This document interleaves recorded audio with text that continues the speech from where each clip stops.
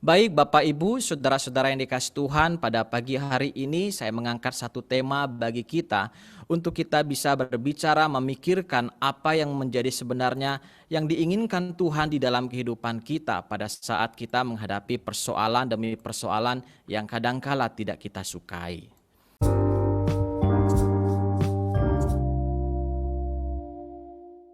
Saudara yang dikasih Tuhan, saya mengajak kita memperhatikan dari Nehemia pasal yang pertama, ayat yang keempat dan ayatnya yang ke-11. Nehemia 1 ayat 4 dan ayatnya yang ke-11. Saya akan bacakan bagi kita.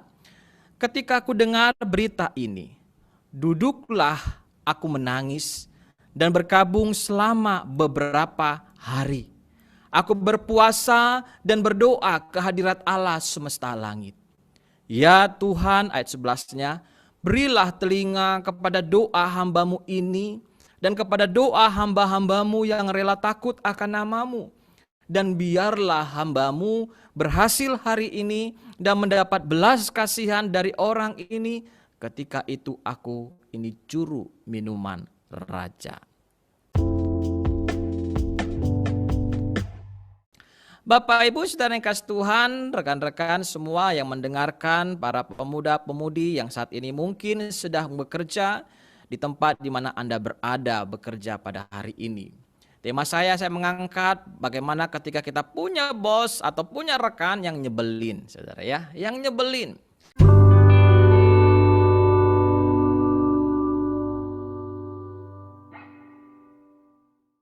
Saudara coba bayangkan seseorang yang cerewet, suka menuntut, suka mengawasi setiap hal yang kamu lakukan. Setiap kali dia berkomentar menyakitkan, komentar-komentarnya selalu pedas dan tidak mengenakan. Kamu tidak sejalan, tidak sepikiran dengan dia. Apakah dia bosmu, apakah dia rekanmu? Nah, kira-kira Bapak Ibu, rekan-rekan semuanya, kalau Anda menghadapi orang yang sedemikian, apa dampaknya dari bekerja sama dengan orang yang nyebelin seperti ini? Barangkali kita berkata, aduh nyebelin banget sih nih orang. Kenapa ada di sebelah saya? Kenapa ada dalam lingkungan kerja saya? Kenapa saya berhadapan dengan orang sedemikian? Barangkali kita pun mengalami mood yang turun seharian ketika berhadapan dengan orang ini hari lepas hari. Nah, pernah nggak saudara menghadapi orang yang nyebelin? Ya, nyebelin banget begitu.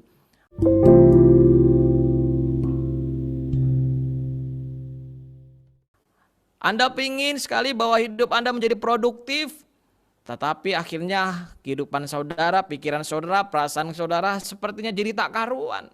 Setiap kali ketemu dengan orang yang nyebelin ini, kita mengalami rasa takut yang luar biasa. Bahkan rasanya sepertinya jantung itu berdegup tidak beraturan.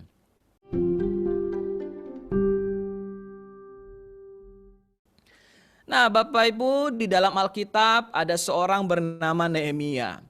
Nehemia adalah seorang pejabat istana Persia yang mengurus minuman raja. Ia seorang Yahudi, namun dia tinggal di Persia. Satu kali dia dikunjungi oleh seorang bernama Hanani, yaitu saudaranya, dan beberapa orang dari Yehuda. Dan kesempatan itu Nehemia bertanya kepada mereka, "Hei, bagaimana keadaan orang-orang Yahudi di Yerusalem setelah mereka kembali dari pembuangan di Babel?" Hanani dan teman-temannya itu bercerita kepada dia bahwa orang-orang Yahudi di Yerusalem hidupnya susah. Mereka dihina oleh bangsa-bangsa asing yang ada di sekitar mereka. Tembok-tembok Yerusalem pun hancur berantakan dan pintu gerbangnya belum diperbaiki sejak dibakar oleh Raja Babel. Mendengar berita itu Nehemia menangis, dia bersedih hati, dia berpuasa, dia berdoa kepada Tuhan, katanya harus ada seseorang yang membangun kembali Yerusalem. Tuhan memanggil Nehemia untuk melakukannya. Tetapi Nehemia harus menunggu dulu sebelum ia melakukan pelayanannya. Nehemia berdoa supaya mendapat kesempatan untuk membicarakan tentang Yerusalem ini kepada Raja Persia yang namanya adalah Raja Artasasta. Raja ini adalah raja yang pernah menghentikan pembangunan tembok Yerusalem.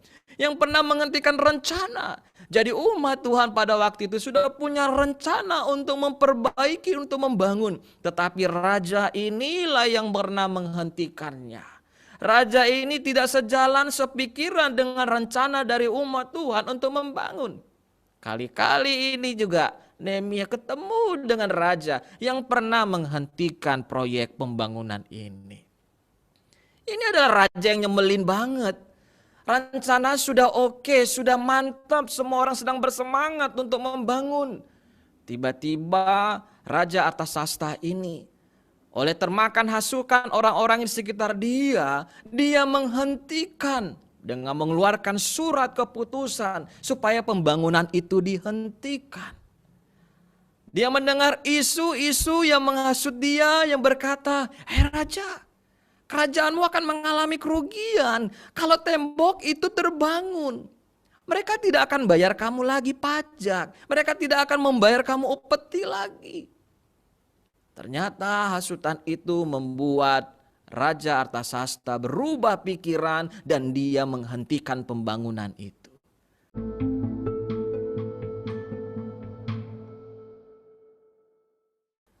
Lah, saudara yang dikasih Tuhan yang mendengarkan bagaimana Nehemia menghadapi pemimpin yang pernah menghentikan pembangunan bait suci ini.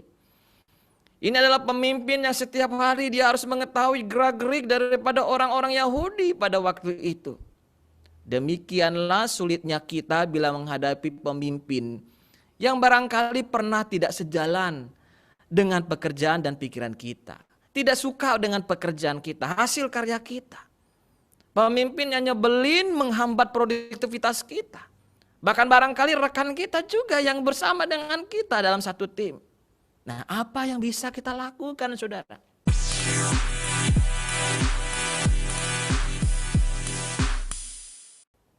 Apakah Nehemia mundur?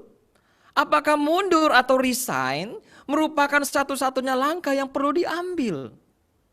Nah, saudara yang dikasih Tuhan, ada dua hal yang kita bisa belajar di mana Tuhan menolong Nehemia. Yang pertama, menghadapi pemimpin, menghadapi rekan, menghadapi situasi keadaan sekitar kita yang nyebelin kita, yang tidak sejalan dengan kita, bahkan kita merasa produktivitas kita terhambat. Yang pertama adalah berdoa.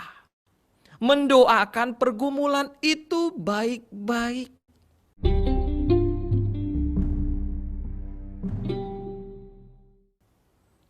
4 bulan kemudian ketika Raja Artasasta sedang makan, Nehemia mengidangkan anggur kepadanya. Pada waktu Nehemia melayani raja, dia tidak bisa menyembunyikan kesedihan hatinya.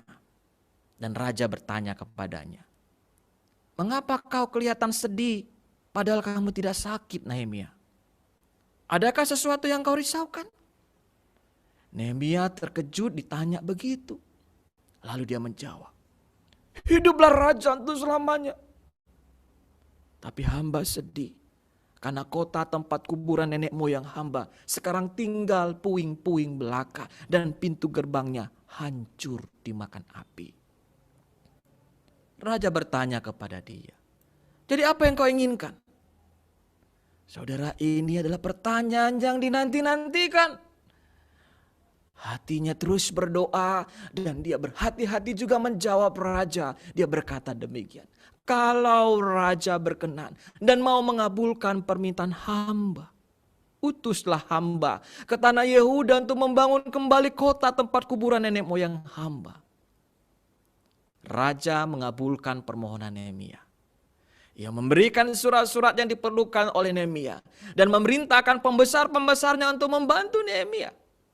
Bahkan Nehemia mendapatkan kayu dari hutan di Persia untuk membangun pintu gerbang rumah Tuhan, untuk tembok kota dan rumah.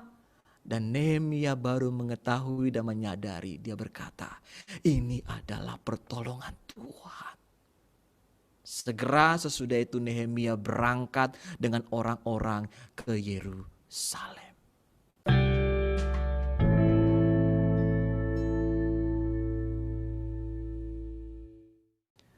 Saudara, Nehemia percaya bahwa Tuhan sendirilah yang mampu bekerja dan mengubah hati raja.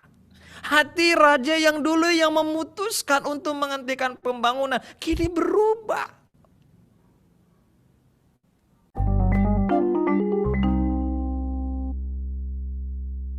Saudara, Alkitab dalam kitab Amsal berkata demikian. Hati raja itu seperti batang air di dalam tangan Tuhan. Dialirkan Tuhan.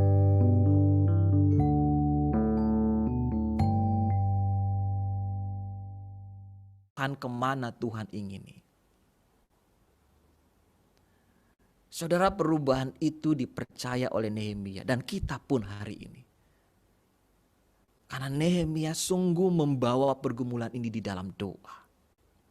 Siapakah Nehemia yang bisa merubah hati raja dan keputusannya? Hanya Tuhan yang bisa merubah. Pemimpin yang sedemikian keras, pemimpin yang sedemikian menguasai hidupnya, karena Nehemia hanya seorang juru minum, pelayan raja saja. Dari sini Bapak Ibu saudara kasih Tuhan, siapapun yang sedang mengalami pergumulan dengan seseorang yang nyembelin engkau, tapi engkau tidak punya kuasa, justru dia lebih berkuasa daripada dirimu atas pekerjaan itu. Berdoalah.